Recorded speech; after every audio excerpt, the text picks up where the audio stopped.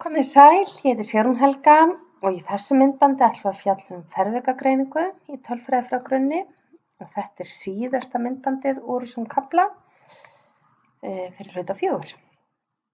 Og í þessu myndbandi ætlum við að fjalla um hvernig við framkvæmum tilgátupróf fyrir einhliða fervigagreiningu. Jú, það er nú loka markmið okkar að geta dregið ályktanir um það hvort að þessi meðaltöl sem við erum að bera saman séu ólík eða ekki. Núlltilgátan sem við viljum kanna er alltaf sú sama. Núlltilgátan er sú að meðaltölin í hverjum einum hóp séu öll þau sömu. En gagntilgátan er sú að minnsta kosti eitt meðaltal er frábrugðið hinum. Prófstærðin fyrir þetta tilgátupróf er nátengd fervigasummunum sem við erum að skoða og hún er einfaldlega hlutfallið af meðalfervigasummunni milli hópa deilt með meðalfervigasummunni innan hópa. Það er að segja MSTR deilt með MSE. Og ef núlltilgátan er sönn, þá fylgir þessi hérna prófstærð F-dreifingu sem þið sáuð í 5. kafla með A-1 og N-A frígráður. Og muniði líka að þetta eru sömu frígráðurnar eins og við notum til þess að búa til meðalfervigasummunar. A var hérna fjöldi hópa og stóra N var heildarfjöldi mælinga, sem sagt alla mælingarnar, ekki fjöldi mælinga innan hvers og eins hóps. Og svipað eins og fyrir kvarðaprófið, þá höfnum við ef við fáum stór gildi. Ef við fáum skildi sem eru stærri en viðmiðunargildi, þá höfnum við og annars ekki. Tökum eftir því að þegar við erum að framkvæma einhliða fervigagreiningu, þá er gagntilgáta sú að minnsta kosti eitt meðaltal sé frábrugðið hinum. Þetta er þá einu upplýsingarnar sem við fáum þegar núlltilgátan er hafnað og við vitum ekki hvert meðaltalana er frábrugðið hinum, hvort það séu mögulega öll ólík eða hvort það séu bara eitthvað eitt sem sker sig frá restinni, við getum ekki vitað það. Og það þarf að framkvæma frekari greiningu til að komast að því, en við förum ekki yfir þær aðferðir í tölfræði frá grunni, en algengt próf eru til dæmis túrkispróf.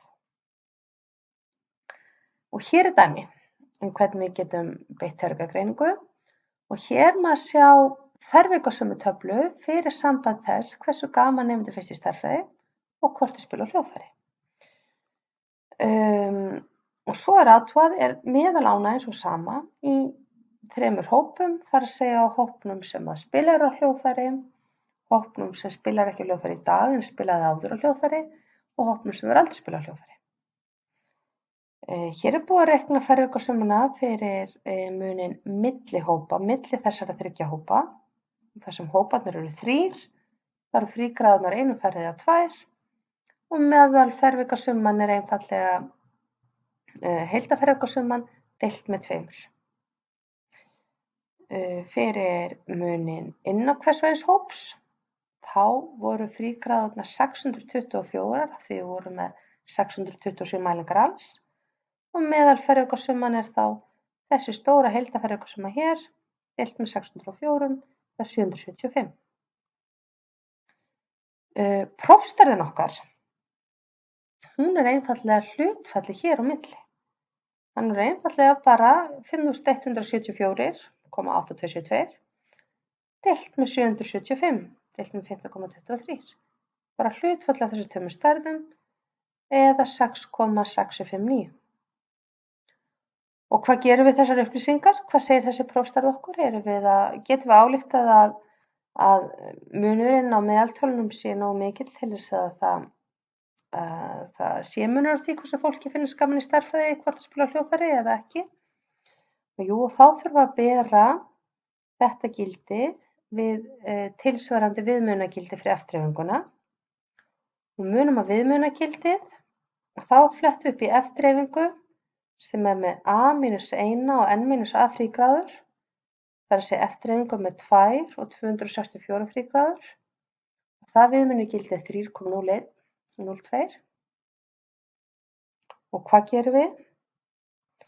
Jú, við þurfum að bera saman gildið sem við reiknuðum, bera það saman við viðmiðunargildið og við höfnum fyrir stórgildi. Þar sem að 6,67 er stærra en 3,01 þá getum við hafnað núlltilgátunni og þá getum við ályktað að meðaltölin 3 séu ekki öll jöfn. Það sé munur á því hversu gaman fólki finnst í stærðfræði eftir hvort það hafi spilað á hljóðfæri eða ekki.